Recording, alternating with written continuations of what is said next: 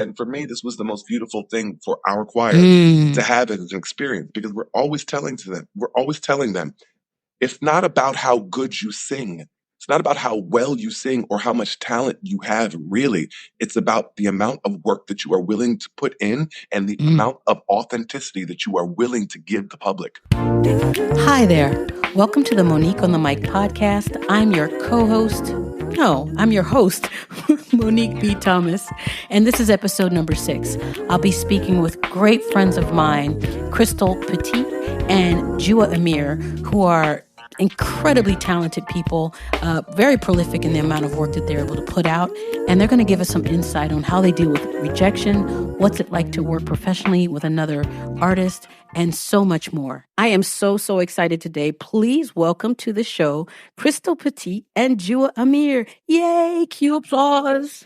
Hey, how you doing? Good. How are you guys doing? How are you, Jua? I'm doing great.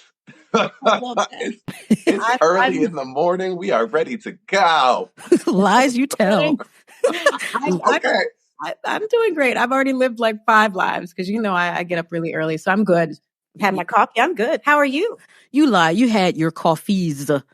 Right. You had coffees. Okay. Listen, I'm so glad to have you on today's show, and you guys are such incredible artists that I honestly could have you separately. But the truth is, you're always together. You're always doing things together. And I felt like, you know what? Why don't I give an inside peek into what it's like to be an artist that kind of works with another artist whose spirits are kindred and who just do every single thing together? Because I think that's interesting. Because often as artists, we do everything alone. Yeah. And I'm sure you all have your alone moments, but I just know from knowing you that if you see Jua, you're going to see Crystal. And if you see Crystal, you're going to see Jua. Unless she's up really early, then you ain't going to see Jua. Because Jua's a vampire. Or unless we're up really late and you ain't going to see Crystal. I use myself for my own home event to be like, good night. Right. So there's a lot of different things that we can talk about. I want to talk about dealing with rejection because, honestly, you've done so much in your careers in Paris. You're 2 Americans, expats, living in Paris, and you've had to carve out a place for yourselves. But I know that definitely comes with dealing with rejection. How do both of you deal with rejection? Go ahead. You want me to start? Well, I've had to deal with that a lot. Been here 23 years. So somebody's whole ass adult life. I got to beep that out. Okay. Sorry. That's okay. Strong, aren't I? No worries. Sorry, mommy. Yeah, but I've been here a long time and I've seen a lot. And it's funny because a lot of people that I come across, they're like, oh, you've done so much, or you have so many accolades, or you've done all these things. But what they don't see are all the things that I was not able to do or that I didn't get for various reasons. And a lot of times when I first started off, I worked with a lot of artists, or a lot of up and coming artists, people who I felt may not have been as professional or as talented, because I'm learning to say that about myself. Yeah. At 45, as talented as I am, and you saw that they were, getting these amazing opportunities, and I just felt like, well, what's happening after a certain amount of time? I feel like I'm being stepped upon, or not appreciated, or undervalued. And so I'm not someone that kind of wallows too much. And so I would find myself going on to something totally different, to the next thing, until I really, got to a place that I felt I deserved. So I'm very resilient. Wasn't always easy, but I found that if I stayed in that like dark place, like, oh, woe is me, or if I turned on the TV and saw somebody that I knew got there in a way, because that happens, I would just ignore it. I would just really ignore it. But that took some time. That wasn't overnight. And then when that did happen, I found my tribe. I found people that I could, bounce those thoughts off on, and they were there to uplift me and stuff like that. So I do think it's important to be well surrounded, to be surrounded by your people. I think it's important to keep going. And I think it's important to know that what is for you will be for you, even if it looks like somebody's having a picture perfect life. You know what I mean? I've talked to some of these people that I came up with, quote, air quotes, and some of them are doing as well as they as Instagram would have us believe. As Instagram would have us believe. Some of them have Grammys and they're not doing well. You know what I mean? Yeah. What do you mean by not doing well? Do you mean financially, mentally, health? Well, financially, that can happen to any of us. I mean, I know all about that. But I'm talking more emotionally, spiritually. Many life regrets, just different things like that. Things that I would have never guessed from what they project. Yeah. And I sit down and I talk with them. It's been years for some of them that I hadn't seen some of them. And then it's just a shock. And then you realize at the end of the day, we're all human, but, so many people just, I don't know, they just fall in love with what they think is their real lives, but it's just a facade. And at the end of the day, these people are not any happier than some of us. Right. So it really brings it back home to me, like, Crystal, well, at least you got to do so many amazing things. You got to keep your integrity. Yeah. And, you have a pretty good life. So I just chalk that up to amazing friends, being naturally resilient, I think, and hopeful. I have a lot of hope and faith. What about you? Well, wait. I'm going to get to Jua, but I just want to bounce off something here. You are definitely like a ray of sunshine. You're always smiling, these big smiles. So nobody would think, somebody that really knows you would never think that you were kind of like a sour grapes kind of person, like, oh, like you said, the woe is me thing, especially knowing how much you have accomplished. Like you're talking about the things that you haven't done, but when we look at the things you have done, it's quite amazing. But I love being able to talk about this sort of behind the curtain thing. While we never wish any artist any harm or, anything like that, the truth is all that glitters ain't gold. You said it. It really isn't. So Jua, tell us how you deal with rejection. Rejection is an interesting concept. I think pretty early on as an artist, I learned to compartmentalize. Oh Lord, there's going to be a whole lot of words that are going to be difficult because that's all right. We got dictionaries. It is not that I do not speak English. Let me just put that out there. It's okay. I got a decoder. And I have been known to use an SAT word or two, but if it comes out Frenchified, please excuse me. No worries. But to compartmentalize judgment, rejection into two things. First of all, rejection is not judgment. And the second thing that I realized is that rejection happens on two ends. The artist also has the power of rejection. Just as the productions that you are auditioning for has the power of rejection. Just because I audition for something, first of all, that doesn't mean that I'm going to end up accepting it. So when I walk into the room already, I condition myself into a state of this is a two-way street. I have accepted the part of the contract that says that I will come and sing for you or act for you or present my talent for you so that you can judge in the context of the show that you're putting together if what I am presenting is appropriate or not. I learned pretty early on that it's not a direct representation of how I perform or what I am as an artist. Right. It is always and really only just about the pieces of the puzzle that fit into the puzzle that they're putting together. Right. So that's one thing. Nice. And then the next thing is that I also have the power. I will come and audition for you. And if you reject me, that's one thing. But you didn't really reject me because I don't know if I was going to say yes anyway. I don't know if I like your show anyway. I don't know if these conditions are going to be great for me. And I don't know, because that's the other thing. Like we present what we have a lot of times without knowing the totality of the deal that we're trying to get into. And when the deal comes to us, sometimes we're like, oh, well, that's not my jam anyway. So I kind of try to put it into those two boxes. Afterwards, of course, there are times that I have been rejected in a really crazy kind of way that has thrown me off of the rails. You know what I mean? That has made me question my artist, my human being, and all of that. But all that is part of being an artist. If we can't look at those questions in the face and deal with those emotions, then I don't think that we are going to be able to potentially facilitate our highest potential as an artist, because our artist and the energy that we put into the atmosphere, which is potentially transformative to the people that are also connected in the atmosphere, that comes from our life, our emotions, our pain, our confronting these choices and our confronting these uncomfortable energies, and using ourselves as like a living painting on stage for people to be like, oh, so that's what that feels like. So there's that also. I in some ways, I appreciate those moments of rejection, even when they're not easy. You said so much in there that I just absolutely love. I like the idea of, you go in for a project that you think is a certain way, and on paper it looks like one thing, and then you start meeting the people. You're like, oh, child, I don't know if we can work together.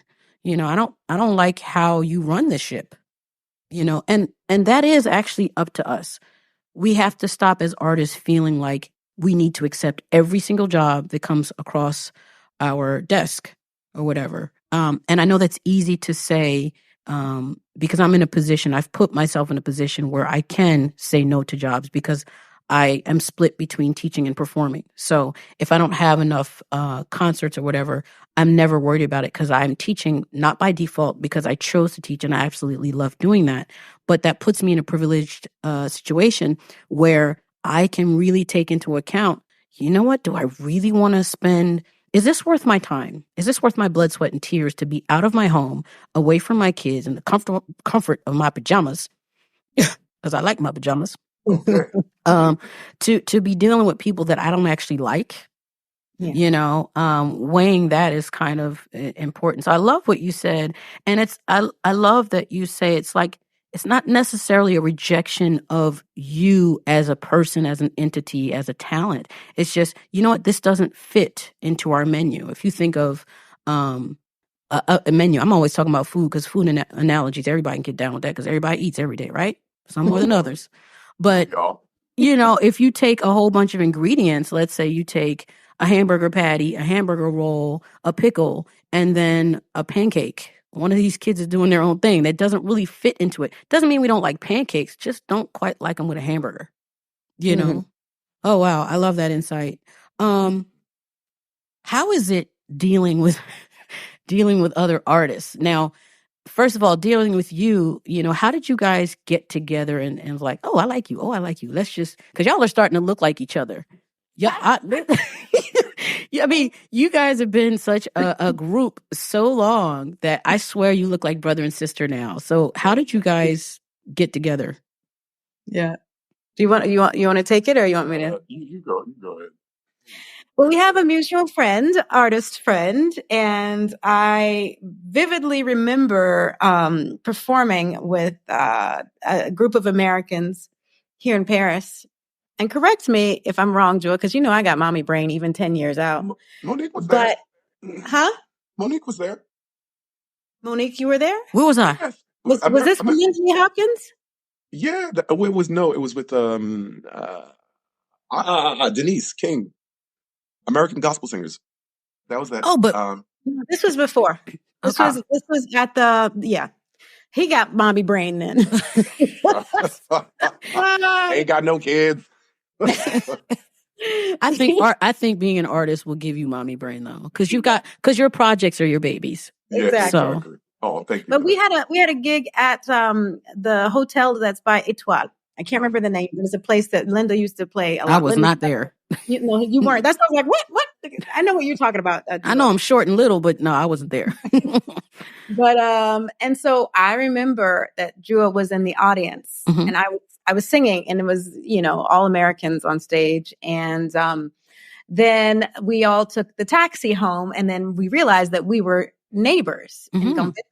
I don't know if this is ringing a bell, Jua. Maybe not. Yep.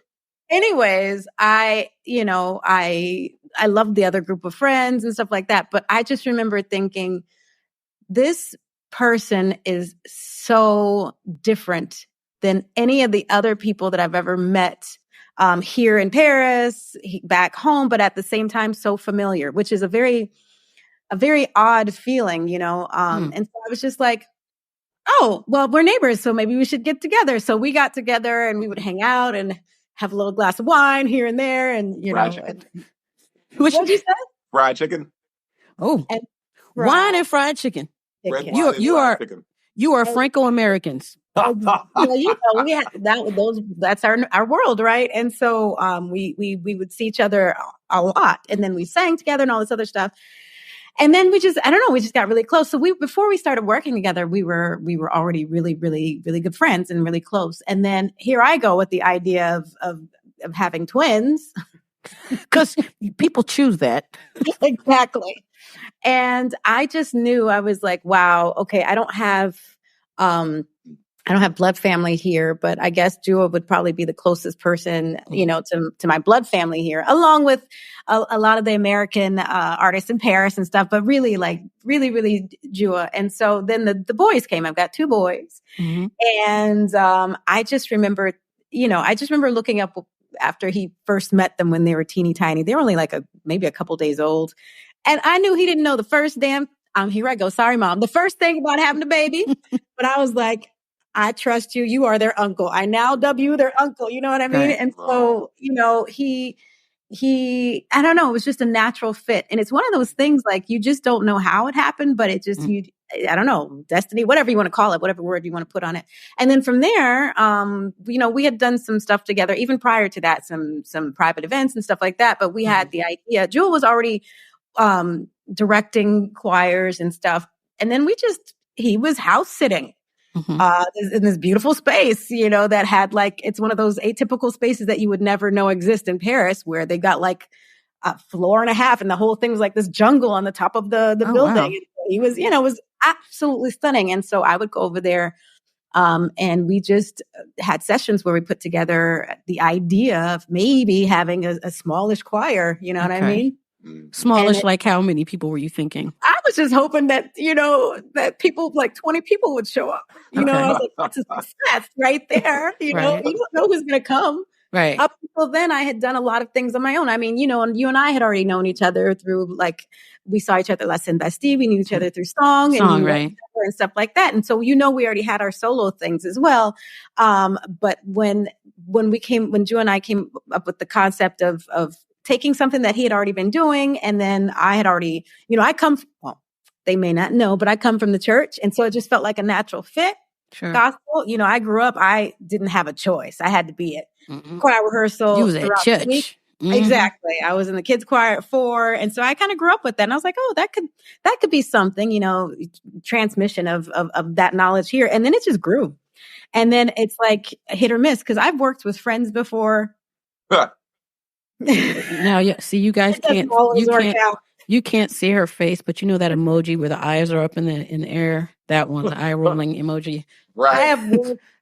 Believe me. I mean, it's not always a good idea to work with a friend, and sometimes even less a good friend, because they may not be your good friend anymore. It's just how it works out. But it was such a natural fit for us to go from just, being in each other's everyday lives to working together. Yeah. So that's my take on it. Yeah, I'd love to hear your take on it, Jua. And it's the same take. I remember when I met Crystal, and she was at our house the next day. And I was like, nope, this person right here, that's my sister. I knew it from the first day that I met her. It was the same feeling. When you get here, you start to realize that a lot of people start to be the same people. And it's not because these people are inherently the same people, but they all adopt a similar way of responding to the atmosphere in which they find themselves. And a lot of times as Americans, what that manifests as is, despite the fact that we're Americans, we're not really going to hang out with each other. We're not really going to talk to each other. We're going to be a little bit shady when we see each other on the street. I don't know. That's a whole nother podcast. Ooh, that's a whole series. That's a season. That's a season. Yeah. Yeah. That's deep. That's deep. And when I met Crystal, I was like, oh my gosh, she has no trace of that energy. Woo! And when I heard her sing, I will never forget what I felt on the inside. And it was such a long time that I had been, that a voice had cracked my heart space. Like, Oh, wow. and went pew. And I was like, oh no, here comes the flood. And so I recognized her immediately as one of the rare artists that are also healers, using their art as a healing energy. And so I was automatically already in love. And wow. what did happen also after that, after all of our social encounters at the house, red wine and fried chicken, and then singing together, is that we had this amazing opportunity to be the vocal coaches for one of the biggest musical theater productions ever here. And Yes, we ended up, yeah, and that was great. And we ended up doing that together. And as soon as we did that together, I was like, oh, let me find out that we could work together. Like, let me find out that this energy actually is also conducive to building something together. And as Crystal said, that's what we did at that apartment that I was house sitting. We just, over salads and some more red wine, just put together this idea for what would become Singing Earth Divine. And we were very surprised pretty quickly by the results. Yeah. So let's talk about this Singing Earth Divine, because so Singing Earth Divine is this wonderful choir, and you guys did something that's just amazing. I like to say famazing, freaking amazing. You guys took this choir. How many people are in the choir? Well, we're officially 105 now. Oof, 105 people. You That was guys, a director reaction. She said, you took this choir to Carnegie Hall, not once, but twice. Yeah. Now, I mean, anybody that's listening to this knows that Carnegie Hall is one of those places that people dream of playing their whole lives. And let's face it, most people will never see that. Can you tell me about that? That was a interesting project. When it first came, when it first presented itself, we were invited by a group that does these performances, because our choir had worked on a piece that was called Baba Yetu by a composer called Christopher Tin. That it was a part of a complete neoclassical work called Calling All Dawns. And Crystal and I loved the song, but there was no way we were going to do the whole work. Okay. We're like, let's just do this song. And then the things happened, and the production saw that there was this little choir in Paris that was singing this song, and they asked us if we'd be interested in actually doing the project. We thought about it, and we decided to do it, and ended up teaching our choir over the course of 5-6 months, the entire work, in 12 different languages. Yeah. Wait. What were some of the languages? Because I only know like a couple languages. So what was... goodness. We had one in Japanese. Japanese. We had what'd you say? Hebrew. Yes. We had an Indian language, which was, I don't remember which one. It was Sanskrit. Oh, it was Sanskrit. We had one in bad French. Sorry, Christopher Ten. The French people. The French people were like, we don't say that, but it was in French. Oh, so they Frenchified it. They wrote it, but it was not checked by like a French person, so it was inaccurate. His wife is French. Yeah. So there were a few errors in the French. So whenever they had to sing it on stage, they would just smile. You know what I mean? Yeah. Okay. Maori, yeah. Polish. Oh Lord, Polish is how you beatboxing and gasping for air. Because it's nothing but air. It's nothing but consonants. Actually, that's funny because a friend of mine named Dharni, who's like he's like 3-time world beatbox champion. He actually, and he's a huge YouTube star. He actually does a video where he has you say Polish words and then you wind up beatboxing. It's absolutely hilarious. I'll put that in the show notes. His name is Dharni. But yeah, but so that's cool. So you did all these languages. It was all these people. Carnegie Hall twice. Yes. And what was go ahead. No, go ahead. Was and you know, it's nice on paper. It's very nice, but I'm going to be honest about my first impressions about this, because we said yes, and then they sent us the score. Mm-hmm. And I realized, I was like, oh, shucks. This is like 50 pages of sheet music that I never heard you say shucks. I haven't either. I appreciate you keeping it clean for the program, but I ain't never heard you say shucks. That felt really weird. I'm going to have you say that from now on. That's what I used to say in my previous life. Right. Oh, the shucks. expletive was okay. I was like, well, dang, I'm realizing that this choir, who has never seen us pull out a piece of sheet music, because because you do everything from memory, like most Black church choirs do. And it's thank you. And it's a choice, because it's an oral transmission of a cultural phenomenon. And Crystal and I decided right away and very early that we're not going to do a parody of something that is literally our own culture. We are going to do it, and we're going to even the way we do it. The way that we do it. And there's a reason why, you know what I mean? And it's linked to confidence. I mean, I'm sure we'll talk about all that afterwards. But I was just thinking to myself, well, does that mean I'm supposed to memorize all this music? Because I don't know if that's going to happen. There are 8 parts. Me and Crystal were looking at that music like, all right, well. How much coffee did you drink at that period, Crystal? you know, okay. It was a lot. But but Jua killed that. He killed that because we organized it as such. We had our regular Tuesdays going too now. We had our regular repertoire. We didn't stop the show. You know what I mean? Mm-hmm. So I think it was like 70 plus people of the choir that came. Mm-hmm. So the majority of the choir came, but that's not the first, that's not our first priority. However, we had like 5-hour rehearsals. Oh, wow. So they had the regular Tuesday rehearsal, and then those that were going to Carnegie had an additional like 5-hour rehearsal, because you had a mix. You had people who knew how to read sheet music and read notes, and then you had people that one lady I looked at. She shall not be named, but we adore her. A soprano who's always dancing, Jua, and always smiling. Anyways, I pulled her name out the Secret Santa. Anyways, I looked at one point, her sheet music was flipped upside down. I was like, what are you doing? But she was trying. She was trying. And that was such an amazing exercise for and us and the choir, for both us and the choir, because it was linked to the same thing. It's like, well, what are we going to do? We have already established a culture where this is not what these people do, except for now. This is what these people have to do.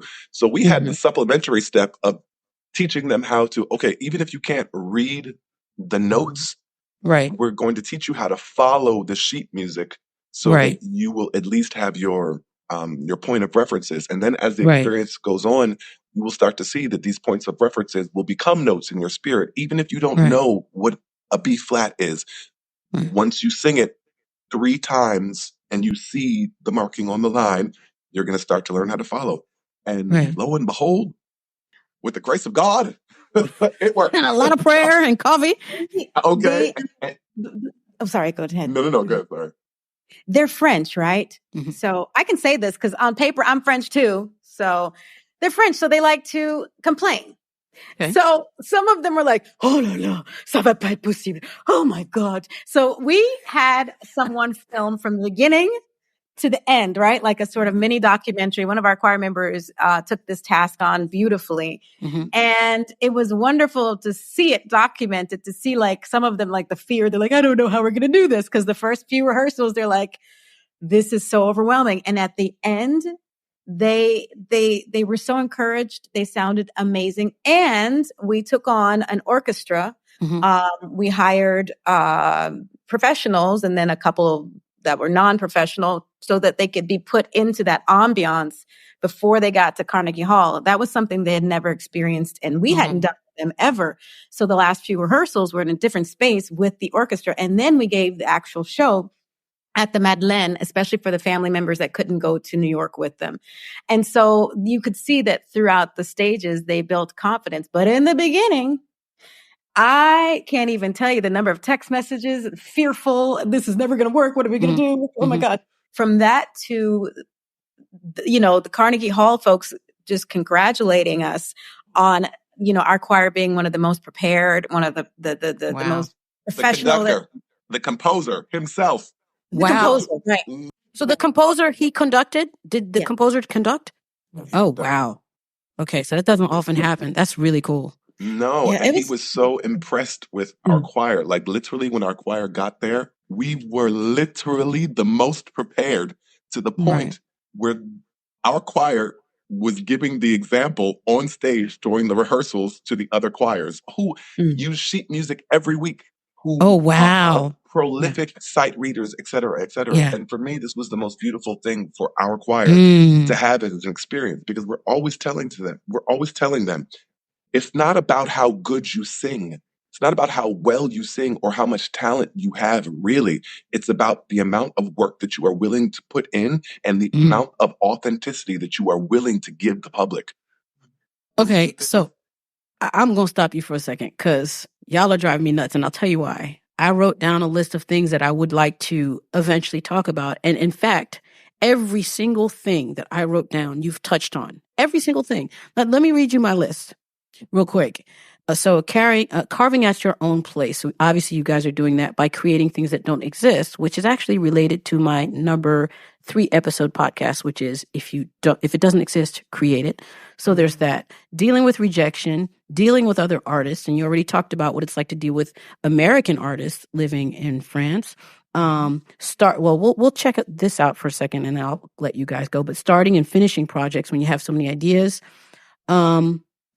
How to accept jobs. And one of the things, you're saying is like, hey, I don't even know if I want your job, and this is what you just talked about, authenticity in the arts, so I think it's really funny because maybe I'm a third sister that's just missing from your group, but I live all the way down in Bordeaux. We never see each other. You ain't missing. You're just in Bordeaux.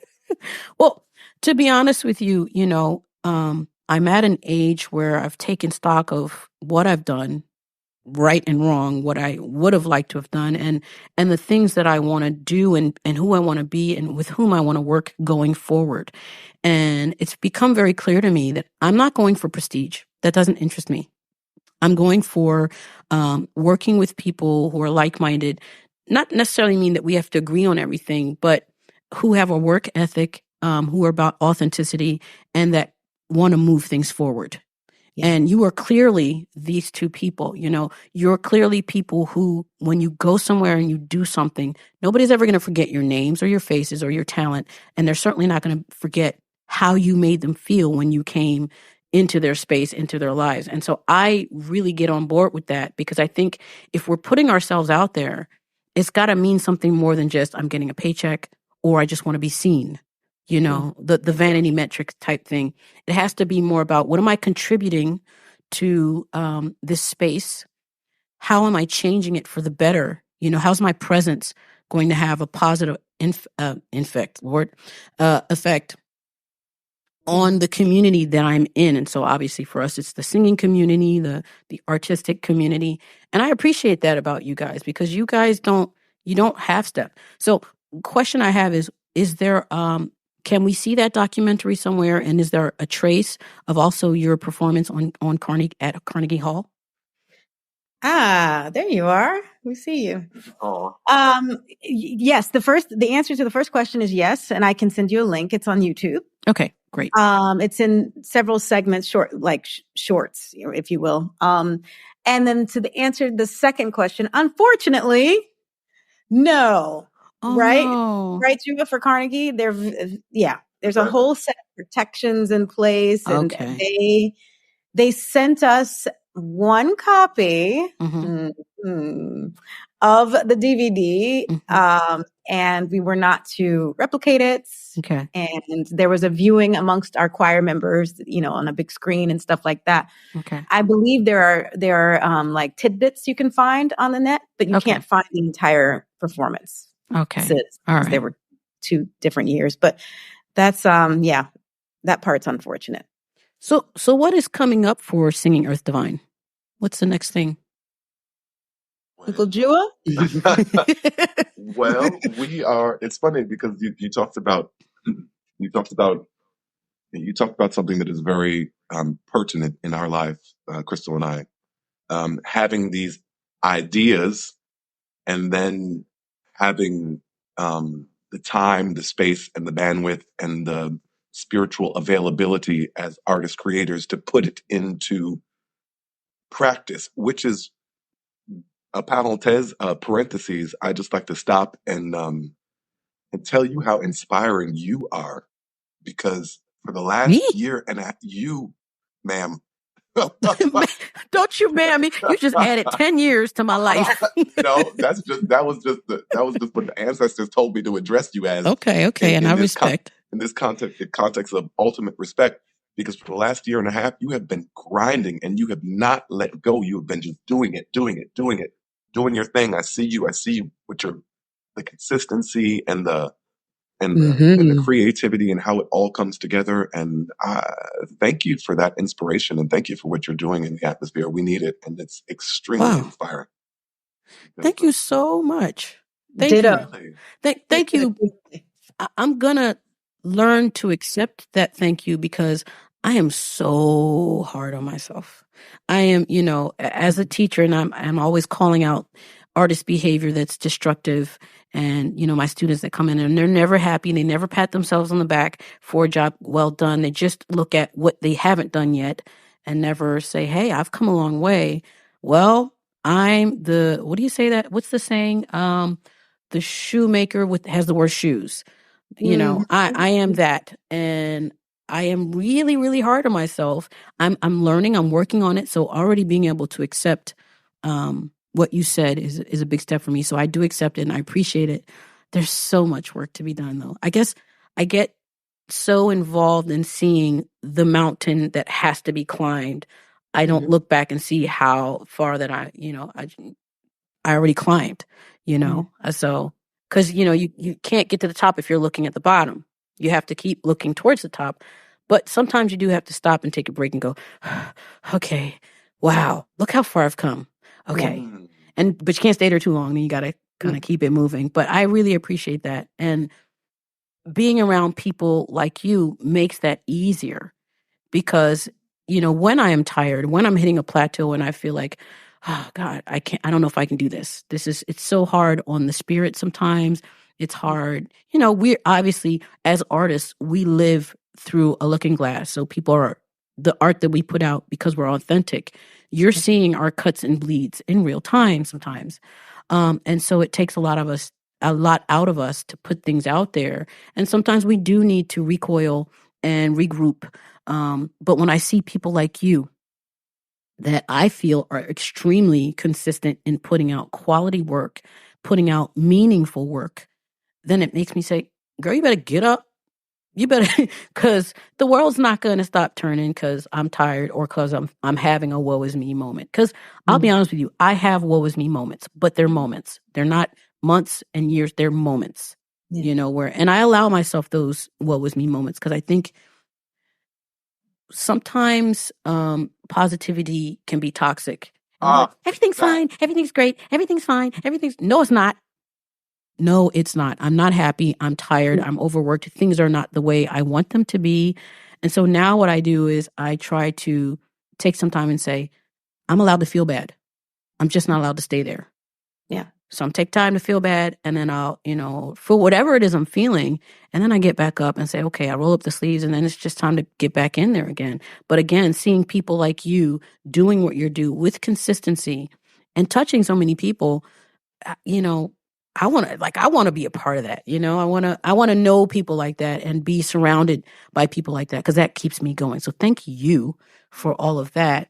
I know that you mentioned that you have some secret projects that are going to be coming out for the choir. They're not quite ready to mention them yet, but please keep your eye out for those projects with Singing Earth Divine. Are you accepting any new members at the moment? Okay, so he was like, no. That usually I would say no, with a very firm no, because I didn't think that we were going to fill up this fast, this quickly, which we usually have a huge choir, but it usually fills up by the last trimester, except it happened at the very first trimester. That's never happened. And so he's right in that this trimester, it's a no. We've got our concert, like as of today, we have our concert in 10 days, 11 days, our Christmas concert. Then we will, go into the French vacation and stuff like that. But when we come back, because we started doing trimester by trimester versus an annual membership since COVID. Okay. When we come back, some people may not, be able to come back. And so we will have a few slots that open. And for those people that can't consistently come on Tuesdays, one of the secret projects will be another. We don't know what form it's going to take yet, but it could be a second singer divine that meets less frequently, which would probably be smaller and stuff like that. So there will always be opportunities, and there's master classes as well that we give. So if they can't make a commitment to come to the choir regularly, then maybe they can just come see us, Wonderful. And so that I'll put all that information in the episode notes so that people know how to find you and get in touch with you. Because obviously, if there's no more room left in your choir, you're doing something right. You're touching people. People are coming back. Because the thing is, making people feel good is currency. Yeah. It really is currency. And it has more value than gold. If you make people feel good, they will come back. They will come back. That's beautiful. This is so beautiful. You said something, you quoted Maya Angelou earlier, and you didn't know it, but that quote has been on our website since day one. About how people don't forget how you make them feel. People will forget what you said, what you did. They will forget what you did. They will forget what happened, especially what happened, but they won't forget how they felt. And that's what we go towards as human beings. And that's why being an artist is important and a privilege. And that's why connecting to your artist as any human being is important and a privilege. Even though we're not, we are full, we do, since about 2 months now, we've been putting our rehearsals live on Instagram. So, I saw that. Every once in a while I check in. I'm like, hey. I see you. You said sans violence. I was like, what is she talking about? Without violence. With the warm up, I was like, oh, see, that's a teacher. She knows exactly what we talk about.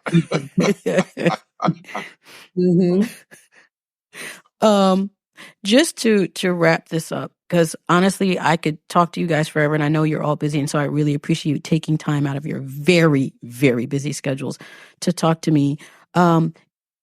I want to add something that to me is important. It's really silly, actually, but this is who I am. I have 2 favorite words that are quirky and whimsical.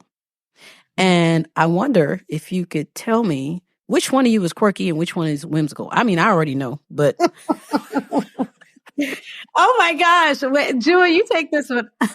You said you already know. I can't wait to see what she says. Oh, that's an interesting question, because those are subtle differences of a similar energy. Yeah. Oh. Well, you can only choose one. You have to place it. There's no right or wrong. It's just good fun. I'm gonna say that Crystal is quirky and I'm whimsical. Ding, ding, ding, ding, ding. Oh my God. I was going to say the opposite. Everybody thinks that.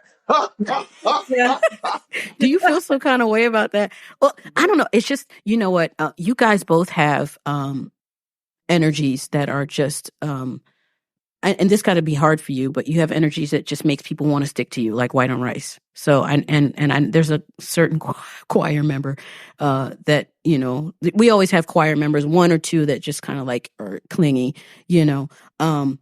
but you guys have that kind of energy. People just want to be down. They're like, when she breathes, I just want to be there. Now, that sounds stalkerish, but it really isn't that. It isn't that.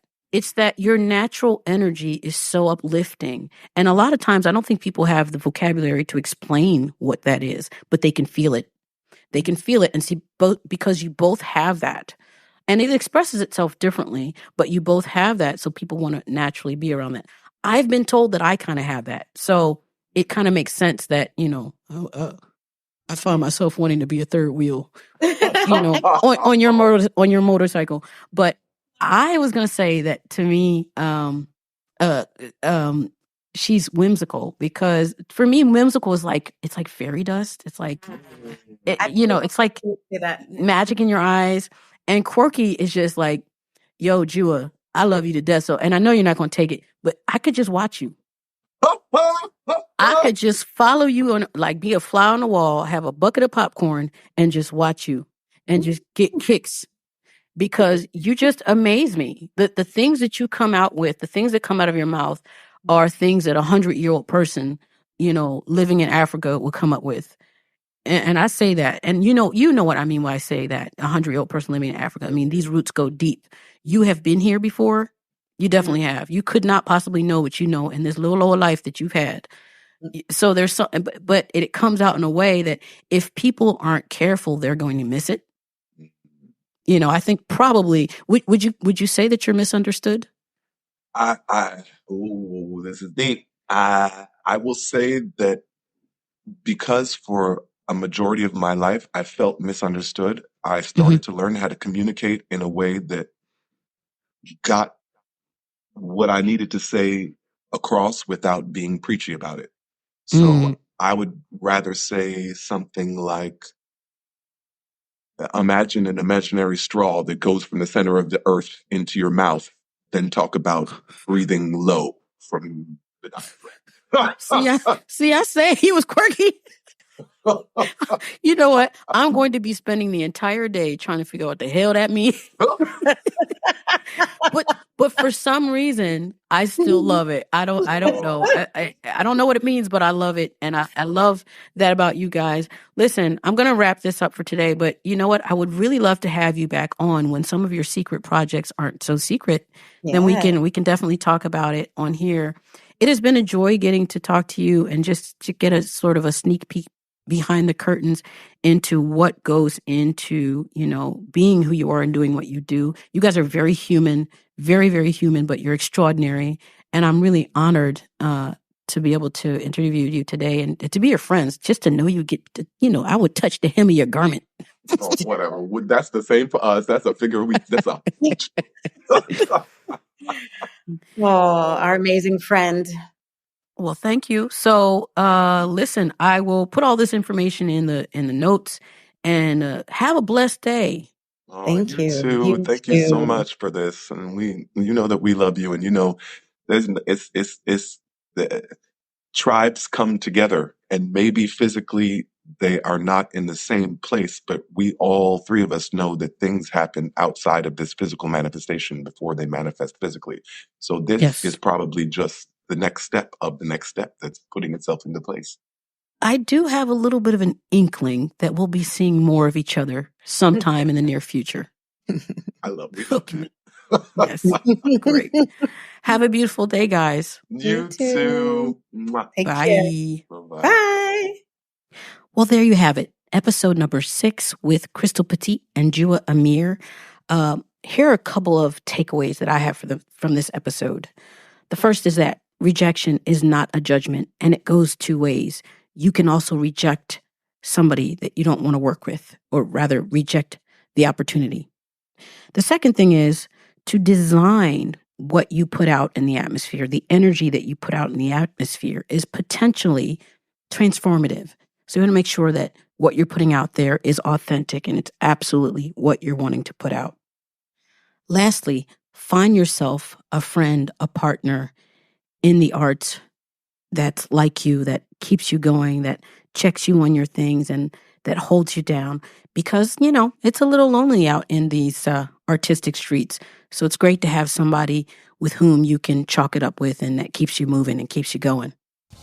So before you go off into the world and going about your business, doing whatever it is that you do, I wanted to ask you, is there anything that you'd like me to address in this program? I want this program to be a resource for you. So if there's anything that you'd like me to address, please send me an email at info@moniquebthomas.com. That's info@moniquebthomas.com. All right, go out there and be your best selves. I'll see you next year. Musically, Monique.